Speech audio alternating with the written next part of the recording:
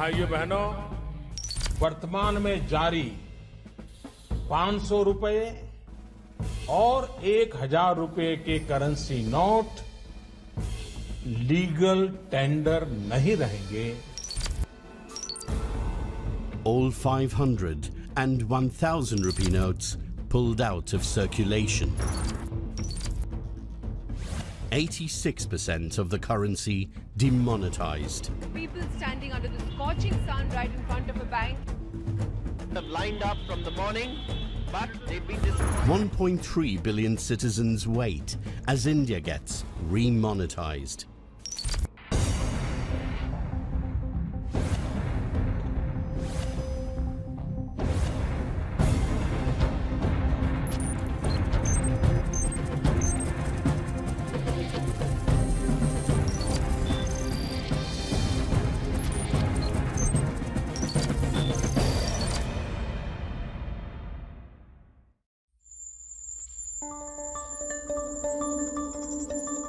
Money, the most crucial element of any economy.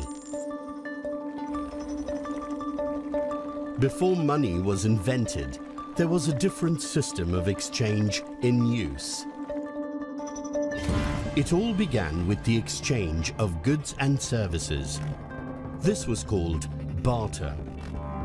The barter system existed in the absence of a medium of exchange.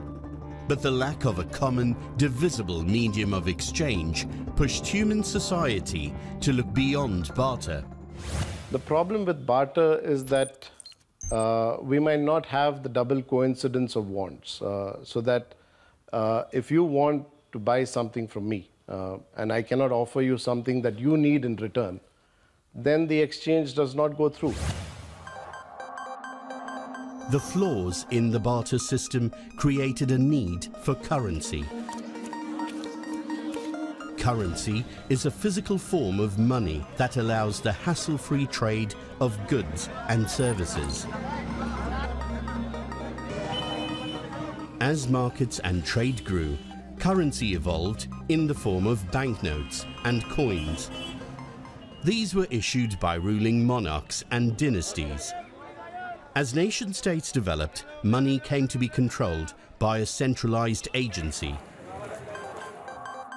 Economies evolved, but money remained the medium of exchange for modern nations.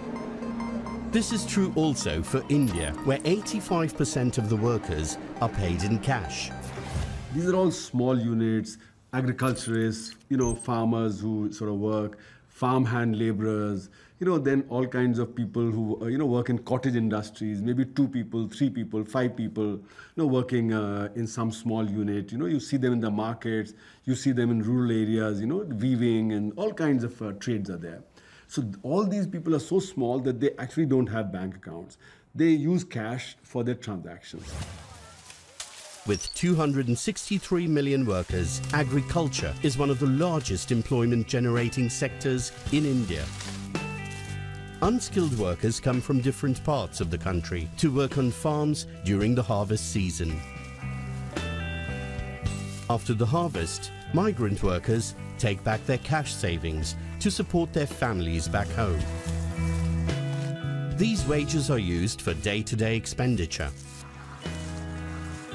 इस पैसे से यही करते हैं खर्चा पानी, बच्चों की फीस चली जाती है और अपने राशन पानी ले आते, सब्जी ले आते हैं. For many of the unskilled workers, formal financial institutions are difficult to access. To counter this, workers sometimes find convenient ways to manage their earnings. जैसे हम मालिक के पास में रह रहे हैं, मालिक से हमने जैसे हमें 2000 रुपये की ज़रूरत है, तो हमारे दिहाड़ी हमारे 10 है 20 है, इससे कोई मतलब नहीं है. हम अपने जितने हमारी ज़रूरत होगी उतनी ही गुंजाइश से हम अपने पैसे लेते हैं. Cash-intensive sectors like agriculture depend on a regular supply of physical currency. The labour force must be paid on time to ensure the smooth running of operations. Machines and resources also depend heavily on cash. हाँ भैया दुखिया आ जाओ. Payments are made fortnightly or weekly, depending on the landowner. For a single workday, a typical farm worker earns between 200 to 300 rupees. These payments are normally made in cash. कितनी 3 पर्ची गई हैं तुम्हारी? आज का तो काम खत्म हो गया, बाजार बजूर करो, ठीक है? The receiver prefers to take it in cash. He feels more confident, and the one who's giving, he also feels that it is saving on time. Since money is crucial for an economy, currency management is an important task.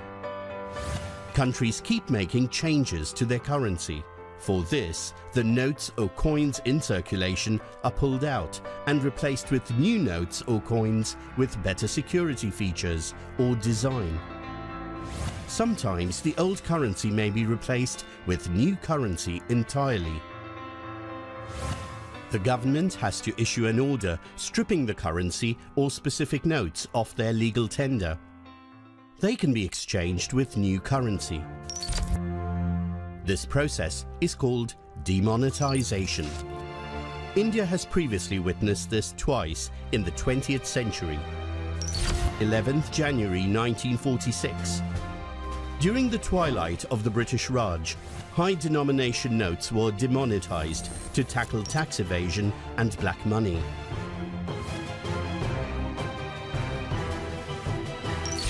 16th January 1978. A demonetization ordinance was issued in the country again, this time to counter black money. Notes of 1,000 rupees, 5,000 rupees and 10,000 rupees were thus demonetized. Usually, there is a short time frame within which citizens can exchange demonetized notes. In some cases, countries have taken drastic measures as a response to inflation or a failing economy. Demonetization has been announced in cases where they were terminal cases. They were on the operating table, distress. Countries like Russia, where the ruble just went berserk. So you demonetize, that's what demonetization means. Other countries have had it from time to time, but you do it when you are in deep distress, when inflation is out of control. At 8 p.m. on the 8th November 2016, this announcement caught the population of India by surprise. 8 November 2016. In a televised address to the nation, the Prime Minister of India invalidated all notes of 500 rupees and 1,000 rupees. और 1,000 रुपए के currency note legal tender नहीं रहेंगे. The government explained this as a move to fight currency counterfeiting, terrorism funding and the hoarding of black money. Black money is identified as money which is acquired illegally or money on which tax has not been paid. I've taken a payment from you which I don't want to declare either for tax purposes or it's patently illegal. So that's still in cash and I haven't converted it. It's cash which has mediated an illegal activity or non-tax paid activity which should have paid taxes and is still with the perpetrator. That's black cash. Has demonetization had the expected impact on India's monetary systems? Anil Bokil, who claims to have initially suggested this idea, believed that it would bring radical changes. हमें तो लगता है कि ये बहुत जरूरी कदम था. Public domain में पैसा आ गया, बैंकिंग में आ गया. अभी सबके डिजिटल ट्रेल मिलने लगेंगे. वो करप्शन को कंट्रोल करेंगे, वो टेररिज्म को कंट्रोल करेंगे और दूसरी तरफ इंटरेस्ट रेट नीचे आएंगे. जैसे जैसे कैपिटल की कॉस्ट नीचे आती जाएगी, लोगों की क्रय शक्ति बढ़ेगी, परचेसिंग पावर बढ़ेगी तो समाज में मार्केट में डिमांड आएगी. डिमांड आएगी, सप्लाई चेन घूमने लगेगी, एम्प्लॉयमेंट के अवसर खुलने लगेंगे, बड़ी मात्रा में रोजगार की निर्मिति होगी. Keeping in view the challenges of a developing nation, others held a contrary view. Well, if you look at the numbers don't look good. One, connectivity has to be improved And two, banking has to be improved. 80% of women don't have a bank account in India. This is the reality. Opinions were divided on the expected impact of demonetization. India was looking at a major upheaval in the months to come. After demonetization, the cash that people were holding became useless. There were long lines at banks and ATMs to deposit old notes and access the new currency. But the new 2,000 and 500 rupee notes were not available immediately. Since all 500 and 1,000 rupee notes had to be replaced, the currency printing presses were working overtime. However, a note-for-note replacement would take a few months. To tackle this shortage, a weekly withdrawal limit of 20,000 rupees was set on all bank accounts. One of the first fallouts of this cash crunch was that salaries given in cash could not be paid on time. Innovative solutions came to the rescue in some cases. Assam, a state which is home to around 800 tea estates. 700,000 workers are employed here. The minimum daily wage for each worker is 169 rupees. The wages are paid in cash. Most workers here do not have bank accounts. Women form 50% of Assam's total tea plantation workforce, with tea plucking being their main task. Most of these tea gardens have been in operation since colonial times. The workers are paid weekly or fortnightly. This has been a rule since they began operations. Right after demonetization, the estates had run out of cash. But since the salaries had to be paid, the Assam government ordered all the estates to open bank accounts for their workers. But this process was not without hurdles. Initially, opening account was not that problematic because Assam Gramin Vikas Bank was very cooperative, and they have taken it as a challenge, and they were very proactive.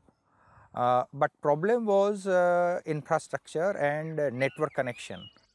Once the weekly salaries started accumulating in the bank accounts, the estate workers faced a different problem. আমরা যদি এখন কালাইন আমাদের টাউনে আছে bank আমরা যদি ওথা যাই তা আমাদের একটা রুজি গেল To solve this, the bank tried to go to the customer.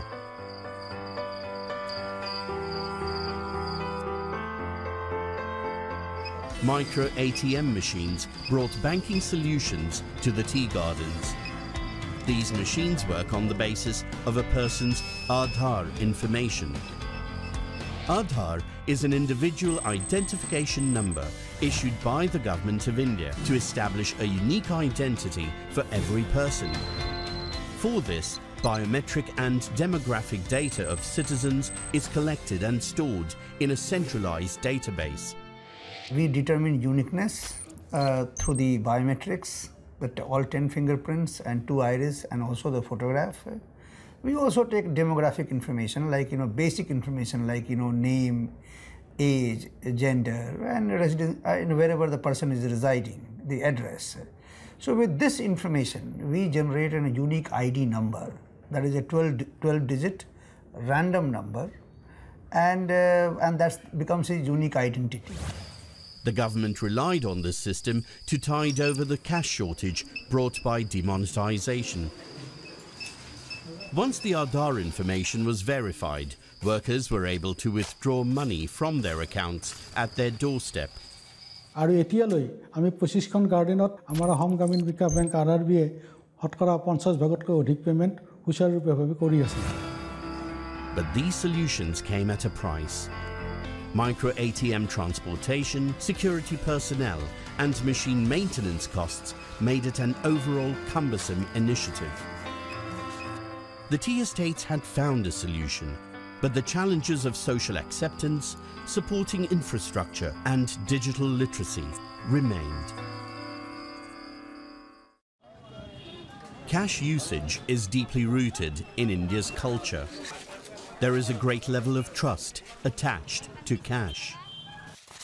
A 100 rupee note is a receipt which says that I have given society goods and services worth 100 rupees and I should be able to claim 100 rupees worth of goods and services from anybody else in this economy. Prior to demonetization, 98% of transactions by volume were done in cash. Most Indians preferred to use cash to buy and sell goods and services. Well, there is no alternative to cash in 50% of India's villages and 50% of the population, at least, there's no alternative to cash. You need cash to get along. You might be a rich guy, but you still need cash because there are some transactions you can't do with a card. Even the President of the United States carries some cash with him. Currency in India has a rich history. Ancient India was one of the earliest issuers of coins in the world. Coins in ancient India were made of metal and did not have a distinct shape. Sher Shah Suri, briefly the Emperor of North India, introduced the rupiah in mid-16th century. The original rupiah was a coin made of silver. In colonial times, rupee coins began to exhibit different styles. The rupee issued in India after 1840 bore the portrait of the reigning British monarch. Paper money was formally introduced after the passing of the Indian Paper Currency Act of 1861. It was in 1935 that the Reserve Bank of India came into being. Its role was to manage the money flow in the economy. Independent India continued using the rupee as its official currency.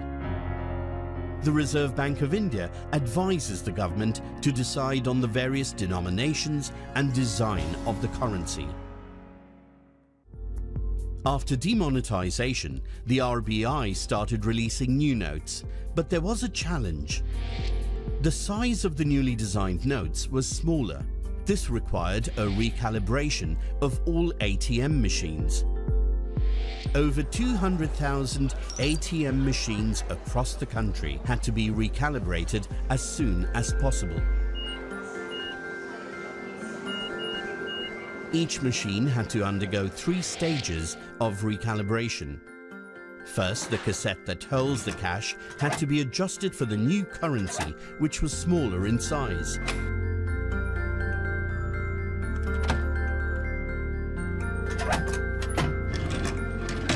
Next, the software in the machine had to be reprogrammed to acknowledge the 2,000 rupee note and remove the 1,000 rupee note option.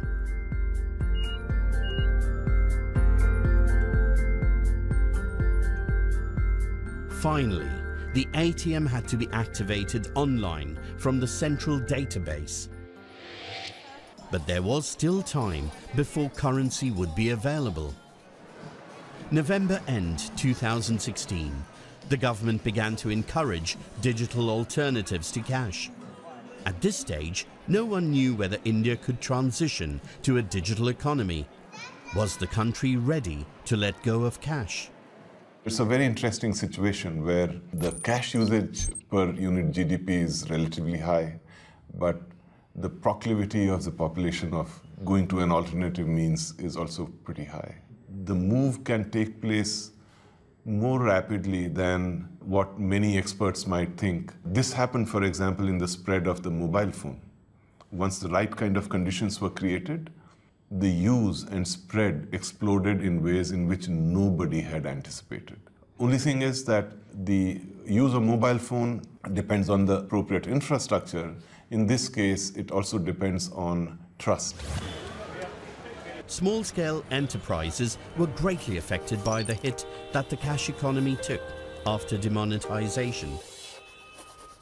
A range of such businesses stared at the same problem: how to resume their day-to-day operations. They had the option of going digital, but could that bridge the gap? Conventional money is physical in form, while digital money is virtual. Conventional money has more cultural acceptance in India, while digital money is not yet a norm. Using cash does not come with the cost of a transaction fee, unlike digital money. Conventional money has the assurance of anonymity, while digital money can be traced easily. Currency takes confidentiality to its logical conclusion. It is actually completely anonymous. And it is that anonymity which gives currency its confidentiality. Because when I hand you a currency note, it doesn't have my name written on it.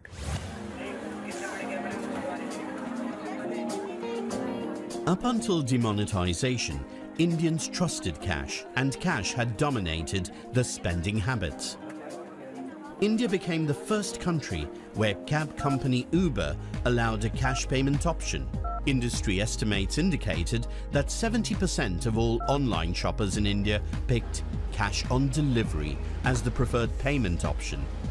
So, was a cashless system going to be practical for the country?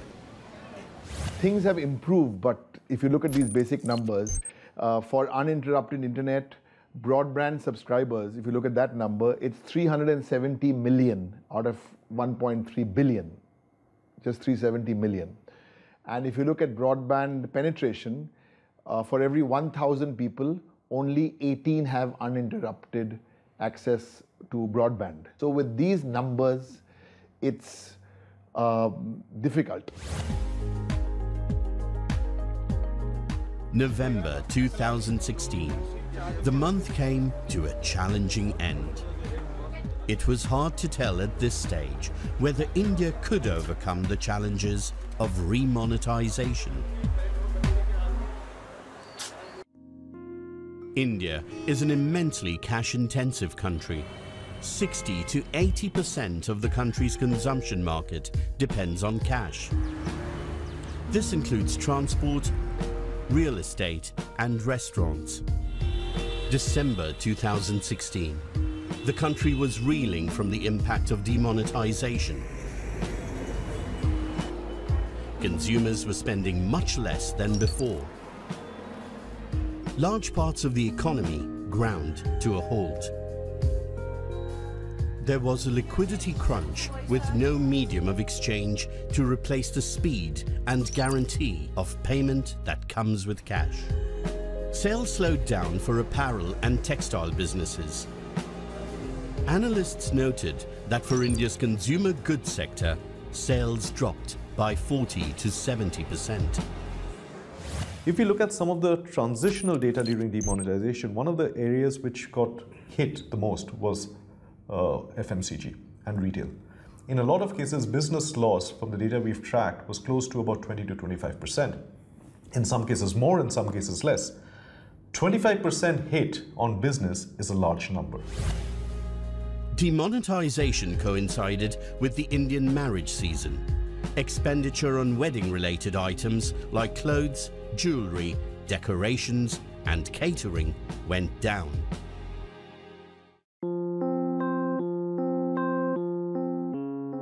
December 2016. The Indian economy witnessed a postponement of demand among consumers. Buyers and sellers were transacting much less than they were before November 8, 2016. There was a disruption in India's distribution channels and consumer habits since there was less cash available. Retailers were stocking fewer goods. As a consequence, wholesalers were left with unsold inventory. In this kind of a scenario, Indian businesses were facing a massive challenge. Historically, business in India has not been done on principles of efficiency and effectiveness. They have been done on things like SOPs, which state should I put up a factory in? How should I sell in this place? How do I deal with that middleman? How does this wholesale network help me versus the other? Which are not actually optimizing conversations, but more managing and jugaad kind of conversations. Just like manufacturers, customers and small vendors also had to choose alternate strategies to overcome the lack of liquid cash. Jaipur, the pink city of India, is the starting point for many tourists who come to visit Rajasthan. They are an important source of livelihood for the city. Like other large sectors in the country, travel and tourism also took a hit in the days that followed the demonetization announcement. Subhash, who has been a cab driver for 25 years, was also affected. नोटबंदी से पहले जो भी customer आते थे, जहाँ भी घूमना हो, वो सारा पेमेंट कैश में होता था। नोटबंदी के बाद में कैश पेमेंट आना बंद हो गया, तो नेचुरल है कि हमारे भी काम पे इफ़ेक्ट पड़ेगा ही पड़ेगा। तो मैंने देखा कि जो दुकानदार है, वो स्वाइप मशीन रखते हैं, तो क्यों ना स्वाइप मशीन हम रखना चालू करें। Subhash decided to invest in a mobile point-of-sale machine that would make it possible to take cashless payments. If a customer did not have cash, Subhash had an option for them.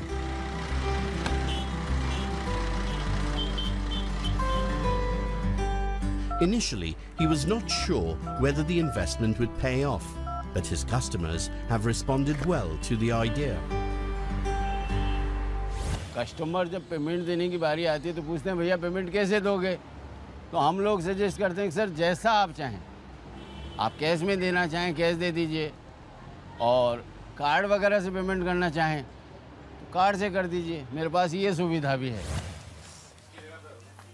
There was a rising demand among vendors for the installation of point-of-sale machines that accept card payments. Point-of-sale terminals are available for rental or purchase. Each has a different merchant discount rate depending on the volume of transactions. Caught in the wave of digitization, vendors were curious about the benefits and disadvantages of using this new technology. People will slowly start seeing the advantage of transacting on the digital mode, because there is, obviously first the freedom, that is you can transact at any point of the day or night, you don't have to have the physical cash with you. Traditional merchants in older parts of the city have also shown an interest in installing point-of-sale machines.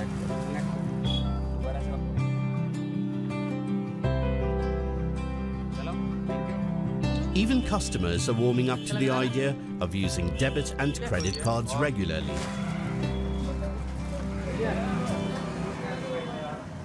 छोटी मोटी चीज़ें तो उससे ले ही सकते हैं cash से, और वैसे थोड़ी मोटी वगैरह चीज़ें कार्ड से हमें बहुत अच्छी सुविधा लगी। The penetration of digital payment technologies among India's population had widened. So India is in the midst of a huge revolution, a technology revolution. And India will therefore, in the next 3 to 4 years, make digital transaction very easy, very simple.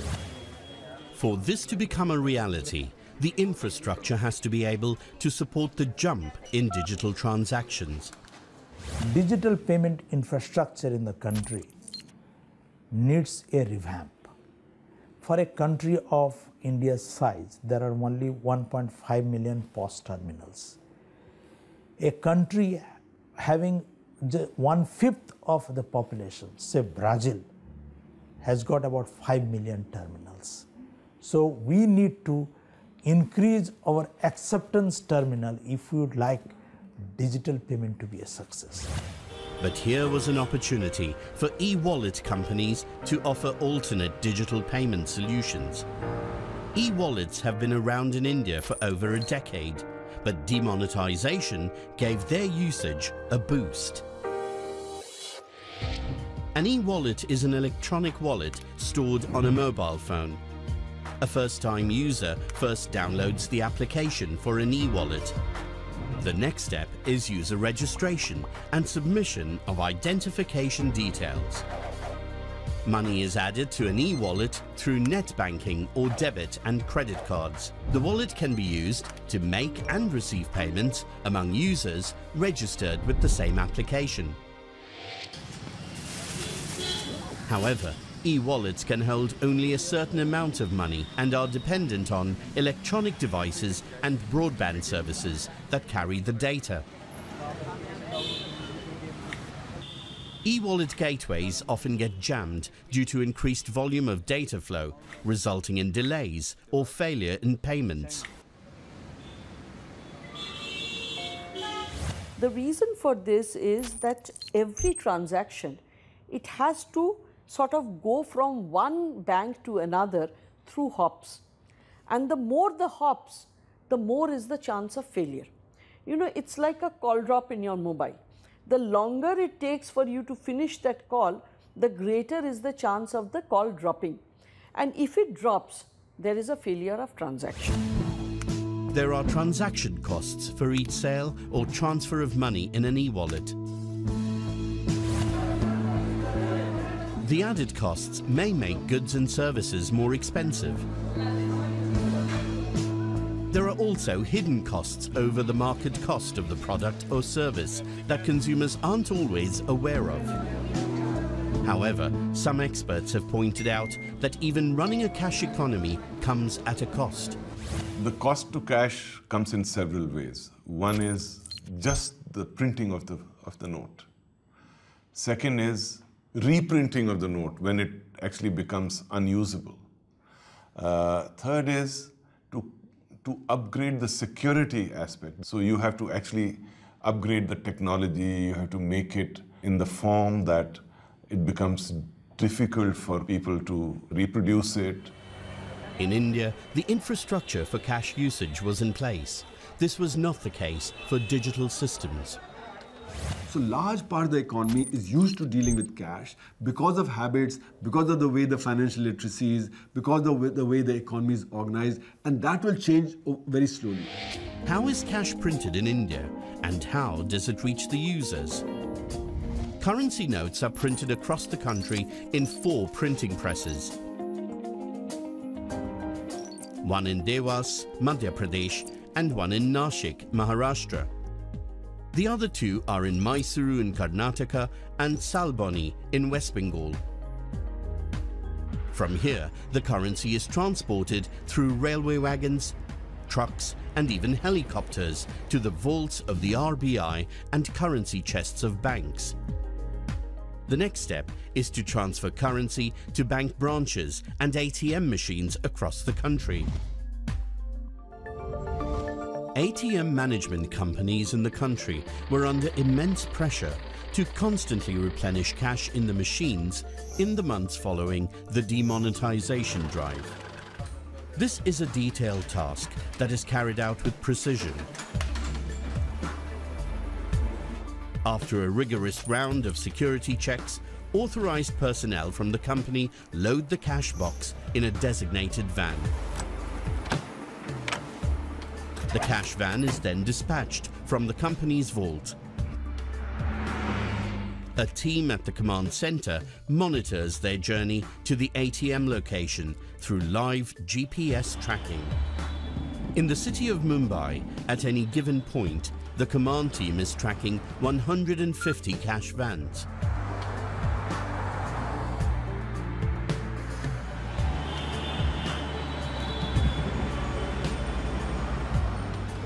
At the ATM, 2 personnel enter carrying the cash box. They proceed to replenish the stack of notes and then load the trays back into the ATM carefully. The machine is then ready for public use. Normally, each team has to replenish 15 to 18 ATM machines per route across the city. In the initial days of demonetization, we did see a huge number of trips happening. There were only 100 denomination cash which were supposed to be dispensed from an ATM. So the moment we started loading 100 denomination cash, the cash used to get exhausted in 2 or 3 hours. So we had multiple trips of the crew going and replenishing the ATM. December end 2016. The year ended with remonetization still in progress. Historically, both large industries and small businesses have seen buyers and sellers transacting largely in cash. For low-value transactions in particular, cash is the only option. The recovery of markets in India post-demonetization has been uneven. Remonetizing the sixth largest economy in the world hasn't been an easy task. The transition to digital was tougher for the bazaars of the unorganized sector, where going cashless was an unusual prospect. Many informal markets witnessed a decrease in revenue after demonetization. For this weekly cattle market in Uttarakhand, sales did not pick up even in January 2017. लोग कह रहे हैं कि हमारे पास पैसे नहीं है, तो इस कारण बाजार बंद कर दिया गया कुछ हफ्ते और अब स्टार्टिंग हुई है। कारोबार अपनी जगह आज भी नहीं आ पाया है, आज भी बहुत परेशान हैं लोग। अगर आप किसी से भैंस खरीद रहे हैं उसे बदले में आप चेक दो तो मना कर देता है चेक लेने के लिए, कैश मांगते हैं लोग। To address the cause of financial inclusion, the government encouraged the use of a mobile application, UPI, Unified Payment Interface.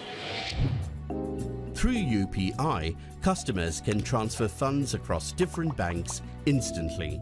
This is done with the use of a virtual address, such as your name at bankname.com. This service is available 24/7 and reduces dependency on a physical bank. The Government of India also introduced Bheem, a mobile wallet app powered by UPI. The app can be used to send and receive money. A scan and pay option through a QR code is also available. But these solutions may not work in all of India due to lack of internet access, electricity, and low literacy rates. Going digital also brought to the forefront the issue of privacy and confidentiality. Digital payments leave a trail of disclosure, giving access to the private lives of people.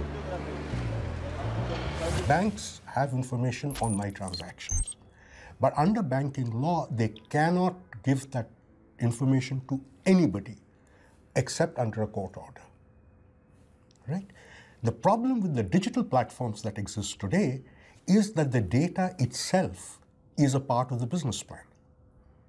They make money on the data, which means that it has the lowest level of confidentiality because I, as a person, have no idea who is getting data on my transactions. We just are not ready in India for this kind of digitization because cybersecurity and privacy is going to be a very big problem for 1.2 billion people. The cashless initiative encouraged Aadhaar-based banking, but the possibility of data misuse and identity theft through personal biometric data was a source of apprehension.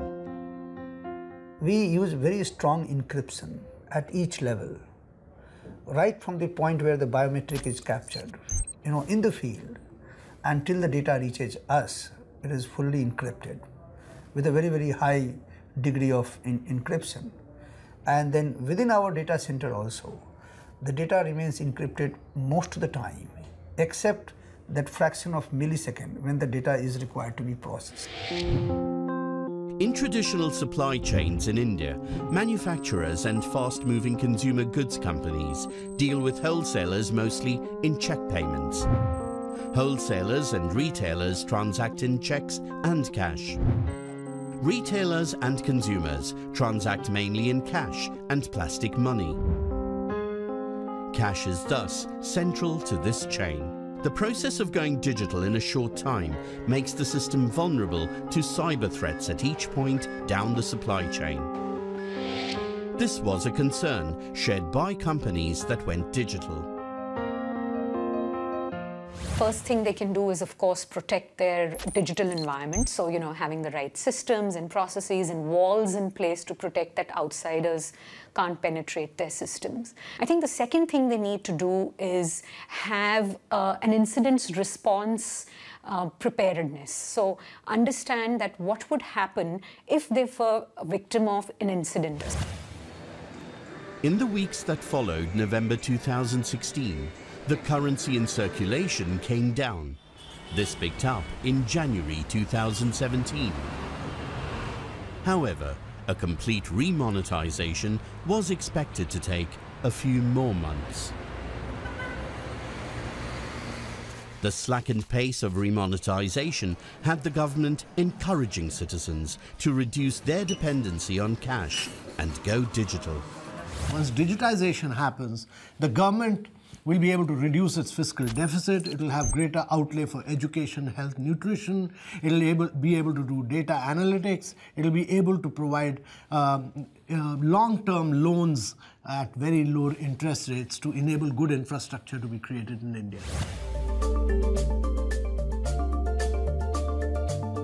An economy such as India's was expected to be in a state of struggle for a long time if cash levels were to be marginalized.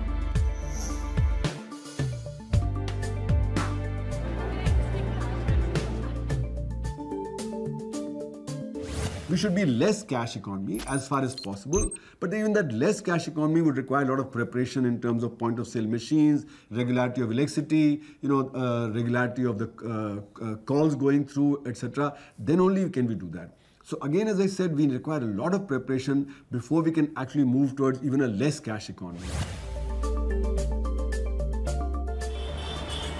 The initial spurt in digital transactions saw a reversal in February 2017.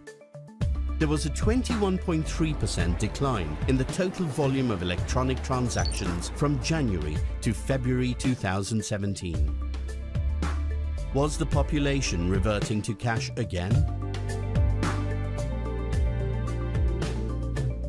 People are getting back to cash as cash becomes more available, right?